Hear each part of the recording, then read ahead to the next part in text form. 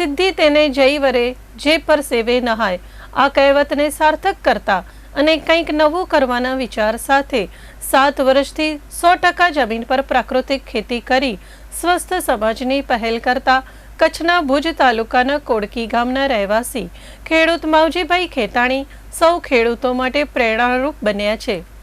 પ્રાકૃતિક ખેતી પદ્ધતિથી આંતરપાકમાં ટમેટા, મરચા, રીંગણા અને બાગાયતી પાકોમાં કેરી, પપૈયા, સીતાફળ, જામફળ, ચીકુ જેવા પાકો લેતા માવજીભાઈએ દેશી આંબાની ગોટલી સાથે કેસર કેરી કલમ કરી નવતર પ્રયોગ કર્યો છે।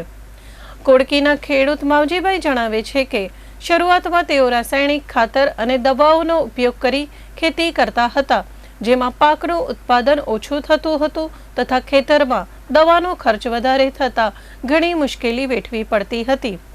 જિજ્ઞાસુ મિજાજના ખેડૂત માવજીભાઈએ ખેતરમાં કંઈક નવું કરવાના વિચાર સાથે પ્રાકૃતિક ખેતી તરફ વળ્યા હતા। પોતાના અનુભવો વિશે વાત કરતા કહે છે કે 7 વર્ષથી પ્રાકૃતિક ખેતી કરે છે। કુલ જમીન પર પ્રાકૃતિક ખેતીથી આંતરપાકમાં ટમેટા, મરચા, રીંગણા અને બાગાયતી પાકોમાં કેરી, પપૈયા, સીતાફળ, જામફળ, ચીકુ તથા નેપિયર ઘાસ સહિતનું વાવેતર કરે છે।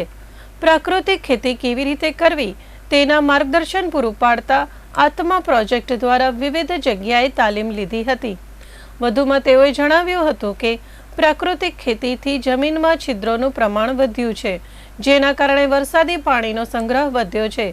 જમીનની ફળદ્રુપતા તથા નિતાર શક્તિમાં પણ વધારો થયો છે।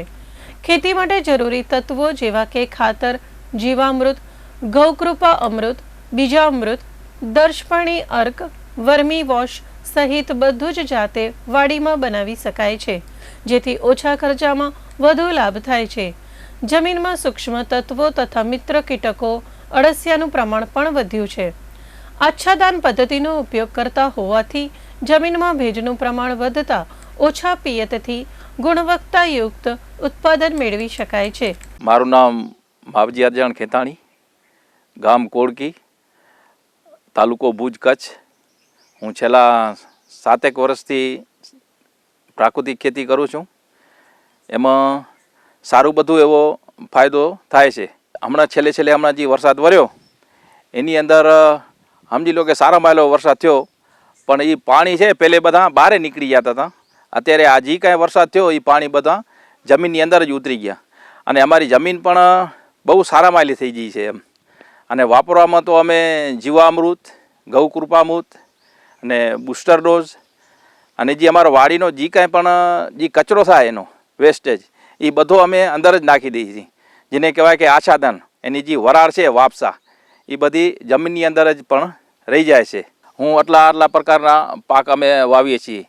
ટમાટા, મરચાં, રીંગણા જેને કહેવાય કે અંતરપાકની અંદર શાકભાજી, પપૈયા પણ છે અને પેલી બાજુ સીતાફળ છે, જામફળ પણ છે અને નેપિયર ઘાસ પણ છે, ગાયો માટે ઘાસચારો, એનો પણ સારો રિઝલ્ટ છે।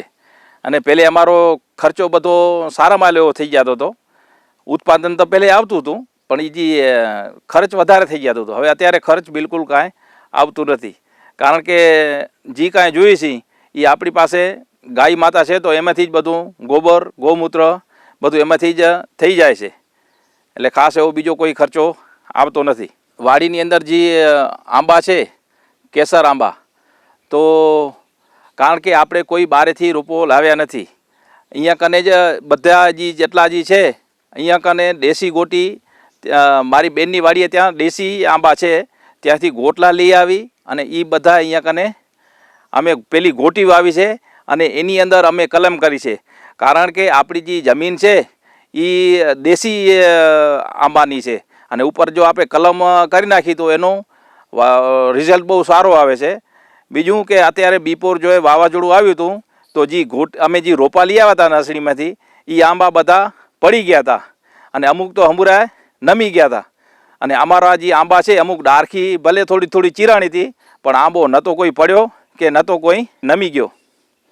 એટલે અમારે એ બાબતનું રિઝલ્ટ બહુ સારો મળ્યો। મારું તો સર્વે ખેડૂતોને ખાસ વિનંતી છે કે જેમ બને એમ જે પ્રાકૃતિક તરફ વળે અને પ્રાકૃતિક ખેતી કરે તો કારણ કે આપણું સ્વાર્થ પણ હેલ્થ પણ બચશે અને માણસોનું પણ સારું થશે.